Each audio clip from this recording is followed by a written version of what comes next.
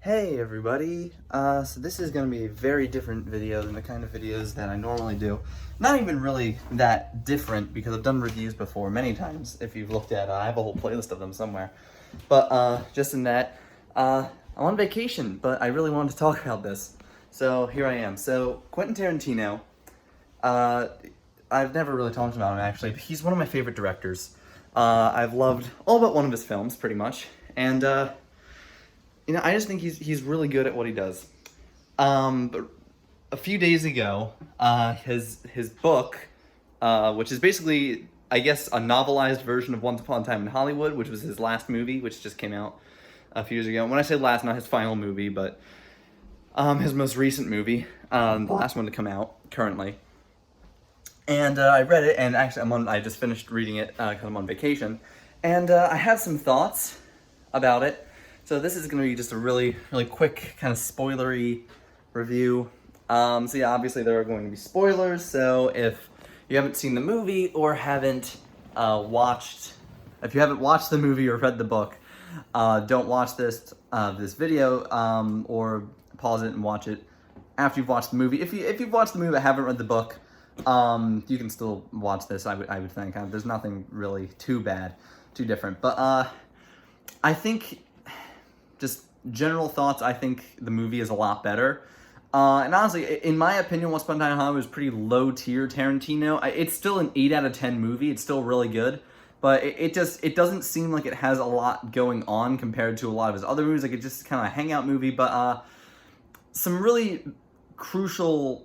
The big takeaway from this book is that Tarantino is a lot better as a screenwriter than as just a writer in general, just as a novelist. He's not great, because he keeps doing this thing, and it's really annoying, where I get really invested in the story and what's going on, and then he breaks to talk about what the movie is or the actor or whatever. Like, for example, there's the famous Bruce Lee scene where Cliff, played by Brad Pitt, fights Bruce Lee, and in the book, that scene happens.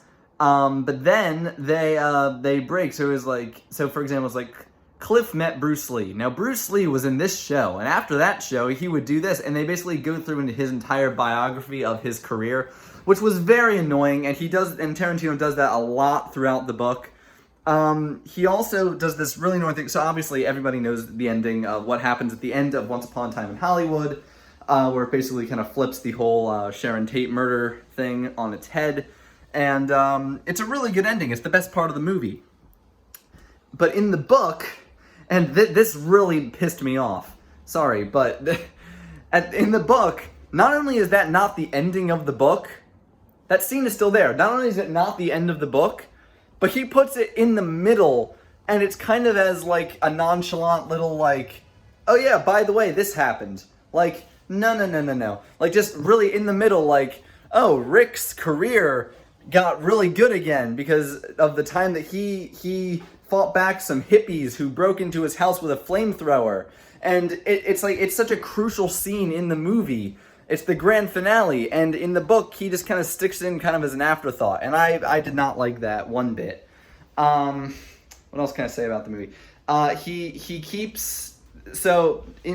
spends about half the book, and it is half the book, the whole second half of the book, basically focusing on the parts where Rick is is basically revitalizing his career. They spend 4 or 5 chapters basically just of his conversation with the little girl on the show. And while it's well written and it's entertaining, it's just he spends way too much time on things that in the movie, in the grand scheme of things, weren't as important, I feel.